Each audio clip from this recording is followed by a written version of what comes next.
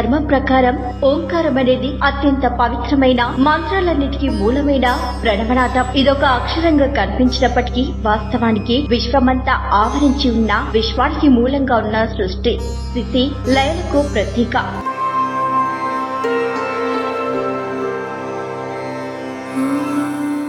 ఓంకారంలో ఆ, ఉ, మా అనే 3 శబ్దాలుంటాయని, అవి సృష్టి, స్థితి, లయలకు కారకులైన బ్రహ్మ, విష్ణు, మహేశ్వరుల ప్రతిరూపాలని హిందువులకు పరమ పవిత్ర గ్రంథాలైన వేదాలు, ఉపనిషత్తులు చెప్తున్నాయి. పరమేశ్వరుడు ఆనంద విహేలతో డమరుకం మోగిస్తున్నప్పుడు ఓంకారనాదం ఉద్భవించిందని చెబుతారు. ఇది విశ్వంలో, విశ్వ పరిభ్రమణంలో సృష్టి అయిన ఆదిధ్వని. ప్రతి మంత్రానికి ఇదొక బీజాక్షరం.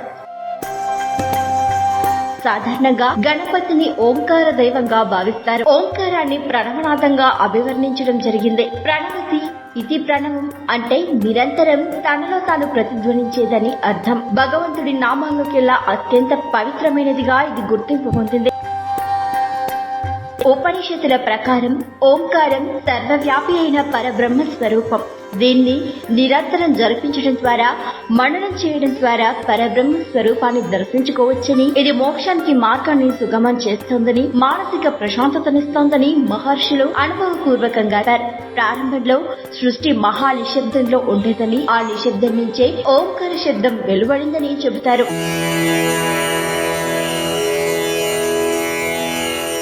ఓంకారనాదం శరీరంలోని వెన్నెముకను ఆవరించి ఉంటుందని, సప్తనాడి కేంద్రాలను అనుసంధానం చేస్తుందని, ఇది కుండలిని యోగంలో మూలధారాన్ని అంటిపెట్టుకుని ఉంటుందని ఆధ్యాత్మిక శాస్త్రవేత్తలు చెప్తారు. ఓంకారనాదాన్ని జపించడం ద్వారా మూలధార చక్రం నుంచి కుండలిని జాగృతమవుతోందని, దీనివల్ల ఆత్మజ్ఞానం కలగడంతో పాటు పరమాత్మతత్వం తెలుస్తోందని కూడా వారు చెబుతారు. అన్ని శబ్దాలు ఓంకారంలోనే పుట్టి ఓంకారంలోనే అంతమవుతాయి. అందుకే ఓంకారాన్ని శబ్ద బ్రహ్మమని, నాద బ్రహ్మమని, అనాహత శబ్దమని వేదాలు చెబుతున్నాయి.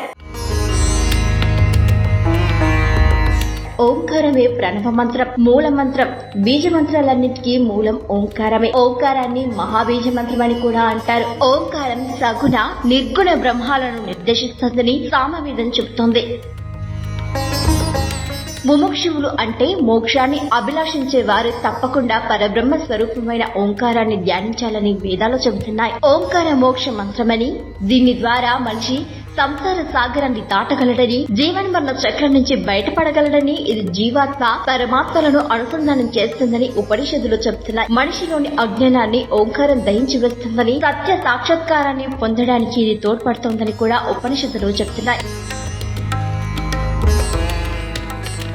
హిమాలయాల్లోని ఉన్న కైలాస పర్వతం మీద పరమేశ్వరుడు ఓంకార శబ్దాన్ని తన త్రిశూలంతో చెక్కాడని, అందువల్ల ఈ పర్వతానికి ఓంకార పర్వతం అనే పేరొచ్చిందని చెబుతారు.